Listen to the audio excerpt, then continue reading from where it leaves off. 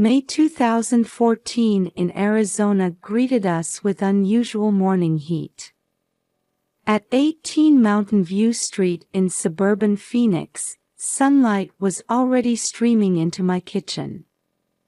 As usual, I stood with my warm coffee, gazing at the photograph on the table.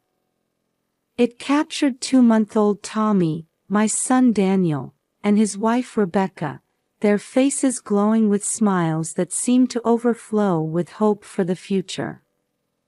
Since losing my husband George 3 years ago, this house had felt a bit empty. But now, thanks to my son's family and little Tommy, life was returning. My 38 years of teaching experience was proving unexpectedly valuable, especially the lessons learned from working with students with disabilities, which became a precious asset in supporting these new parents. Today was special, Tommy's regular checkup. I'd been carefully managing my retirement savings for medical expenses, but lately, I'd grown worried.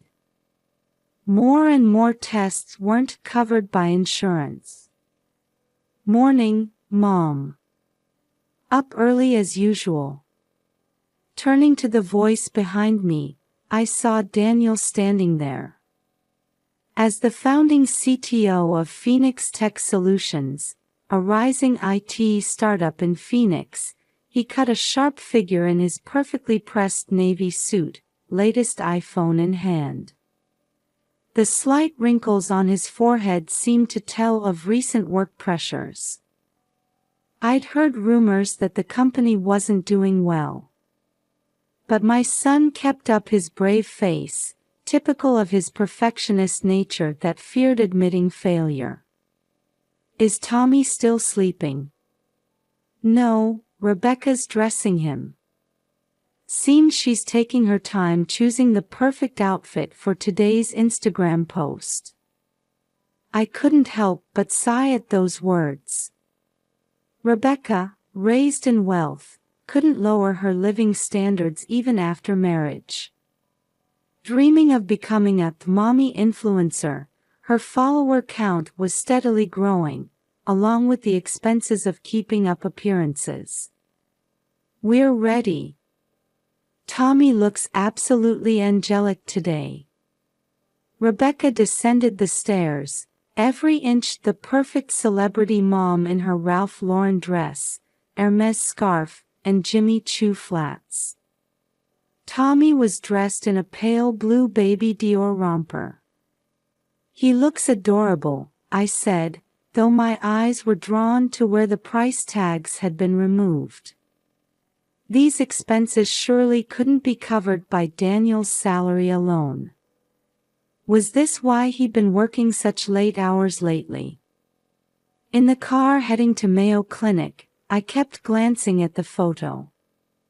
The family's happy smiles. Yet somehow, anxiety churned in my gut. I couldn't shake what I'd heard from Daniel's former colleague last week, rumors about a major bug in Phoenix Tech Solutions' flagship product, with key clients canceling contracts left and right. At the hospital, the pediatric floor was already bustling with parents and children. After checking in, I was preparing Tommy's milk in the waiting room when he suddenly started crying differently than usual. In that moment, a flash of worry shot through my heart. Entering Dr. Thompson's examination room, the atmosphere felt heavier than ever. The veteran pediatrician's expression was more serious than I'd ever seen. "Mrs. Wilson, we need to talk." Those words began an explanation of test results that would change our world forever. Severe audiovisual impairment. Due to congenital CMV infection, Tommy has serious disabilities affecting both his hearing and vision. The doctor's words echoed like distant thunder. Over $150,000 in annual treatment costs. Experimental treatments not covered by insurance. 24-hour care. Each word sank like lead into our hearts. This treatment is experimental, but if we start early, there's potential for improvement. However, as Dr. Thompson continued, I watched the color drain from Daniel's face. Rebecca clutched her smartphone with trembling hands, staring at the screen. And I held Tommy's tiny hand, repeating, "We'll manage somehow," like a mantra. From that day, visible changes began in our family. First, Rebecca's social media updates suddenly stopped. The daily parenting diary and family photos that she had religiously posted vanished. Daniel's return time grew later each day, sometimes stretching to 2 or 3 a.m. I couldn't even find words to speak to my son when he came home looking utterly exhausted. Conversations between the couple dwindled, and Tommy's care gradually fell to me. Hospital bills piled up, and past due notices started arriving. The family atmosphere deteriorated rapidly, with the once bright laughter now existing only in memory. Then, one rainy night, I accidentally discovered documents in Daniel's home office. Internal documents showing the company's management crisis, high-interest personal loan certificates, and overdue medical bill notices. Everything seemed ready to collapse like a house of cards. Outside, an Arizona monsoon storm raged, as if prophesying the trials ahead. By July, Arizona was experiencing even more severe heat than usual. Daytime temperatures frequently exceeded 115 degrees, with mirages rising from the asphalt. In our living room, Tommy napped on a special cooling mat. Over the past 2 weeks, the couple's situation had worsened. Daniel still couldn't tell me he'd lost his job at the company. But a mother's intuition told me something had been pushed beyond the point of no return. Rebecca was unrecognizable from her former glamorous self. Her designer dresses had been replaced with second-hand clothes, her once perfect hairstyle now disheveled. Her social media accounts remained abandoned. I'd heard her relationship with her parents had ended after they refused her request for a loan. "Mom," Daniel said that afternoon, "tomorrow, we'll take care of Tommy. You should take a break." There was something hollow in his voice, but I felt a faint hope at this rare offer. "Thank you, Daniel. But I'm fine. Please, Mom," his voice trembling. "Let us take care of him tomorrow." That night, I went to bed with an uneasy feeling. Outside, the desert wind made ominous sounds. The next day, Daniel and Rebecca left with Tommy. Rebecca hid her face behind large sunglasses, barely speaking. Daniel seemed distracted.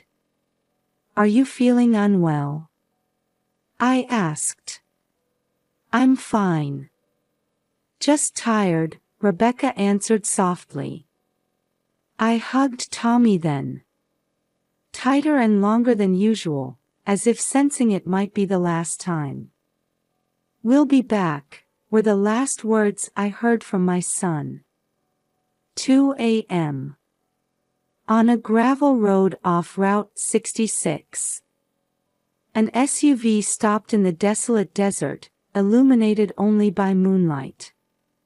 In this barren land dotted with cacti and rocks, even in summer, the night desert was cold, with wind whipping up sand. "Is this really our only option?" Rebecca's trembling voice echoed in the car. We have no choice. Daniel's voice was cold, emotions suppressed. We can't keep paying for the treatments. The company's finished. Bankruptcy is inevitable. But... Rebecca sobbed, staring at the car seat in the back. Let's get rid of this burden. Daniel's words disappeared into the night wind. They abandoned the sleeping Tommy, car seat and all, in the desert. A tiny life left on the parched earth. In the Arizona desert in July, where daytime temperatures approach 120 degrees. The SUV's engine noise kicked up gravel, vanishing into the darkness. All that remained was the cry of a baby who had awakened, gradually swallowed by the vast silence of the desert. The next morning, I started making calls early. Both Daniel and Rebecca's cell phones gave the same message: the phone is either turned off or outside the service area. Driven by anxiety, I called the police. The search began several hours later. Navajo police officer John Begay was the first to arrive at the scene. He instinctively insisted on searching the desert areas. There are old stories in this region, John spoke quietly. Places of spiritual trial. Where lost souls make their final choices. Using social media location data, they traced Daniel and Rebecca's car route. A volunteer search party of young Navajo people organized themselves, drawing on their intimate knowledge of the desert terrain. Please wait here. We will find Tommy. The search continued under the scorching sun. It was a race against time. Everyone carried the same worry: how long could an infant survive in the July Arizona desert? Miraculously, 12 hours after being abandoned, Tommy was found alive, despite severe dehydration. He was immediately airlifted to emergency care. His small life's resilience would later become known as the Desert Miracle. But Daniel and Rebecca were nowhere to be found. Later investigation would reveal their escape to Mexico. And more facts would come to light. Embezzlement at the company. Hidden massive debts. Complete deletion of social media accounts. Everything had been planned. That night, in the ICU, I held Tommy's tiny hand as he slept. The steady rhythm of the monitors testified to his life force. Grandma will protect you, no matter what. My resolve crystallized in that moment. The court appointed me as temporary guardian. Media crews camped outside the hospital, reporting on the story daily. Yet amid the chaos, a strange peace settled in my heart. This was the beginning of a new life. No matter how difficult the path ahead might be. By winter, our home in suburban Phoenix had transformed completely. The barrier-free interior now featured sensory stimulation equipment recommended by specialists, and tactile picture books hung on the walls. These renovations were made possible by unexpected circles of support. 5 months after the incident, the Navajo community that had found Tommy in the desert continued to support us. Officer John Begay, in particular, visited every weekend to perform traditional healing ceremonies. This child has a special soul, John would say as ceremonial smoke rose. Those who survive the desert's trial are given the power of creation. This is our ancient teaching. Those words would eventually prove true. The first change was Tommy's response to vibrations. Though he struggled with normal sounds, he showed remarkable sensitivity to low-frequency vibrations. This is an unusual case. The Mayo Clinic specialist explained while reviewing test results. His brain might be processing certain vibrations in a unique way. The fundraising efforts by my former colleagues spread beyond expectations. Students I'd taught over my 38-year teaching career returned as supporters. Among them was a former visually impaired student I had taught. Mrs. Wilson's teaching was special. He said, signing along with his words. Now it's our turn to give back. Support circles on social media grew rapidly. Ironically, the social media influence Rebecca had once sought was now realized in the form of support for Tommy. We also began collaborating with Desert Bloom, a local support group for children with disabilities. They provided cutting-edge assistance technology and experienced therapists. I returned to teaching part-time at a special needs school. This wasn't just for income, it was also to gain new knowledge for Tommy's sake. Learning sign language and communication methods became our daily routine. Though some days brought tears of frustration, Tommy's small progress always renewed my hope. Then, around his second birthday, an unexpected talent began to emerge. It happened on a rainy day. Tommy started swaying to the rhythm of raindrops hitting the window. He was responding with his whole body to sounds he shouldn't normally be able to hear. This might be musical talent. Music therapist Sarah Martinez pointed out. The ability to feel music through vibrations. It's a special gift. Experimental treatments were also showing gradual results. Partial hearing recovery. Introduction of new hearing aid technology. Utilization of visual assistance devices. Each step was small, but we were definitely moving forward. By age 3, Tommy had discovered his own method of expression using a tablet. He created vibration patterns that converted into music. This talent further blossomed when he encountered traditional Navajo music. Rhythm is the heartbeat of the earth. John explained while drumming. Tommy feels that heartbeat in his own special way. His adaptation to special needs school went smoothly. Teachers utilized Tommy's unique musical expression as a means of communication. By age 5, Tommy began showing remarkable talent in electronic music. His unique compositions, combining vibrations and sound, gradually gained attention.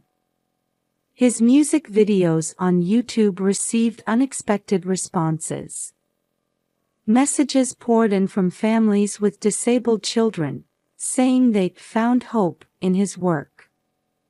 At local art festivals, audiences gave standing ovations to Tommy's performances. His way of feeling sound through vibrations and expressing it as music touched many hearts. Local news dubbed him the Miracle Boy of Arizona, and disability support groups took notice. Medical professionals showed interest in his work as a new possibility for music therapy. Sometimes I look back at photographs. The doctor's stern expression that day in the examination room. My son and his wife who ran away. The baby abandoned in the desert. All these memories now seem to shine in a different light. Perhaps the trials opened a door to new possibilities. Tommy's music was like a prayer rising from the depths of his soul. It taught us that life holds unexpected miracles. Spring 2024. In the Phoenix Community Center Hall, soft electronic music flows. 10-year-old Tommy sits before his custom musical equipment, teaching 20 children with disabilities how to express themselves through vibrations. His music now attracts national attention. His vibration therapy playlist on Spotify is being used in medical facilities. Nominated for multiple music awards, his innovative expression method is credited with opening new horizons in music therapy. I'm 75 now. Though my hair has whitened, my advocacy work for children with disabilities has become even more active. I've had increasing opportunities to speak at conferences nationwide as a community leader. That day's class maintained its usual warm atmosphere. Tommy was creating music with the children using his specially developed tactile electronic instruments. Then it happened suddenly. Two shadows appeared in the classroom doorway. At first, I didn't recognize them. A thin man in a cheap polo shirt and a tired-looking middle-aged woman. They stood there with trembling hands, holding a piece of paper.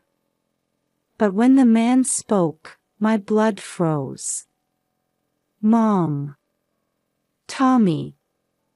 My son's voice, after 10 years. It was Daniel. The classroom atmosphere instantly turned to ice. The music stopped, and all eyes focused on the doorway. Tommy, as if sensing the situation with his sharp intuition, slowly raised his head. Rebecca had completely lost her former glamour. Her luxury-branded outfits were replaced with worn jeans and a t-shirt, her unkempt hair showing streaks of gray. We want to come back to the family. Daniel's voice trembled. In his hands was a letter that read, "Please forgive us," the ink smeared with tears. The truth gradually emerged. 10 years in Mexico. Failed businesses. Heavy debts. And poverty. They had returned after learning of Tommy's musical success in the news, harboring financial expectations. Rebecca confessed to receiving rehabilitation for social media addiction.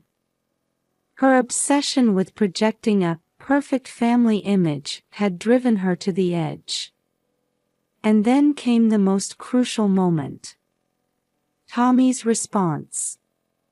When he saw his parents, he stood still for a moment. Then, slowly, he began to sign. "Why did you come back?" I voiced his signs, but Tommy didn't wait for an answer. He returned to his instruments. And then he began to play. It was music unlike anything anyone had ever heard. Starting with low vibrations like desert winds, building into a whirlwind of sound. Deep sadness, anger, and something else. Not forgiveness, but not hatred either. Complex emotions filled the room through his music. By the time the performance ended, everyone in the room was in tears. The Wilsons, the children and their families, and me. Tommy signed again. "I already have a family. But I would like to hear your music too." These words seemed both like absolution across 10 years and the beginning of a new trial. However, the events of that day were far from over. Daniel and Rebecca's sudden reappearance would trigger new legal issues. The battle between their claim for parental rights and our protection of Tommy's best interests was just beginning. As we left the classroom, I held Tommy's hand. His palms seemed to still hold the vibrations from his instruments. It felt like the pulse of a new chapter beginning. In the Arizona State Courthouse, amid the hum of air conditioning, the custody hearing for Tommy continued. The Wilsons argued about their 10 years of life in Mexico and efforts at rehabilitation. Their lawyer repeatedly claimed biological parents have the right to raise their child. But their argument had a fatal flaw. Defendant Daniel Wilson, what were you thinking when you abandoned Tommy in the desert? At the prosecutor's sharp question, Daniel lowered his head. His voice trembled. I was too obsessed with perfection. I thought a child with disabilities would ruin the perfect life I envisioned. Officer John Begay took the witness stand. He recounted the circumstances of finding Tommy 10 years ago, his words measured but weighted with gravity. The desert temperature was 118 degrees. Well beyond an infant's survival limit. Yet strangely, around Tommy, the temperature was slightly lower. As if the desert spirits were protecting him. Community representatives testified next. Many people who had supported Tommy's growth testified about his talent and our family bonds. Medical professionals submitted 10 years of treatment records. Continuous treatment, with all costs covered by me and the community. Meanwhile, there had never been any support from the Wilsons. But the turning point in this trial came from Tommy's unique testimony. Your Honor, I addressed the judge. Would you allow Tommy to testify through music? After considering this unusual request, the judge nodded. Electronic instruments were brought into the courtroom. Tommy transformed 10 years of emotions into music. The first sounds expressed the scorching desert. Low, heavy vibrations. A faint baby's cry mixed in. The sounds gradually changed to express the relief of being rescued by the Navajo people, then the beginning of his new life with me. Joy, pain, hope, and love. As the music enveloped the courtroom, everyone held their breath. Tears streamed down the Wilsons' cheeks. After the performance, Tommy signed. I interpreted. I love my current family. But I want to know about you too. At that moment, the Wilsons stood up. We withdraw. Daniel's voice echoed in the courtroom. We withdraw our custody claim. Rebecca stood too, continuing with a trembling voice. We were wrong. We won't destroy Tommy's life again. The courtroom fell into deep silence. The judge closed his eyes in thought before delivering the verdict. Custody will remain with Martha Wilson. However, the Wilsons are granted graduated visitation rights. Under social worker supervision, regular visits will be allowed to work toward relationship restoration. Tommy gave a small nod at these words. 1 month after the verdict, a special dinner was held at our house in suburban Phoenix. The Wilsons, John Begay, Sarah the music therapist, and many community members gathered. At the center of the table sat the old family photograph. Next to it, a new photo showed the smiles of an even larger family. Tommy performed a special piece. This time, the tones were bright with hope. The music seemed to express the shape of our new family. "This is our new beginning," I whispered, holding Tommy's shoulders. Outside, the Arizona sunset painted the desert red. The place of our trial had become the stage for our new story. "Grandma," Tommy signed. "Music has the power to heal souls. The Navajo people taught me that." I nodded, reflecting on these 10 years. Sometimes trials bring unexpected gifts. Tommy's talent, community bonds, and now, this new form of family. "Let's create a new song." Everyone smiled at Tommy's signing. It was more than the restoration the judge spoke of. We were beginning to weave a new family story together. The tiny life abandoned in the desert now creates music that changes many lives. Those melodies of compassion, healing wounded souls and pointing toward new hope, echo across the Arizona landscape.